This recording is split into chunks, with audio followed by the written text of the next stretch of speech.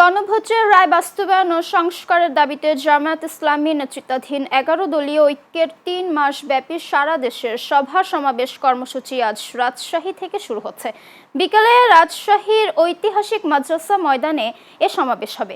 এতে প্রধান অতিথি হিসেবে উপস্থিত থাকবেন বিরোধী দলীয় নেতা ও জামায়াত আমির ডক্টর শফিকুর রহমান। এছাড়া জোটের অন্যান্য দলের শীর্ষ নেতারাও বক্তব্য রাখবেন। দলের নেতাকর্মীরা জানিয়েছেন, সমাবেশ থেকে গণভোটের রায় বাস্তবায়নের পাশাপাশি জনদুর্ভোগ লাঘব এবং পদ্মার পানির ন্যায্য হিসাব দাবির জানানো হবে। একই সঙ্গে দেশ জুড়ে ধারাবাহিক কর্মসূচির অংশ হিসেবে ১৩ June Chattogram, ২০ June Khulna, ২৭ June Mymensingh, ১১ July Rangpur, ১৮ July Barishal এবং ২৫ জুলাই সিলেটে বিভাগীয় সমাবেশ অনুষ্ঠিত হবে।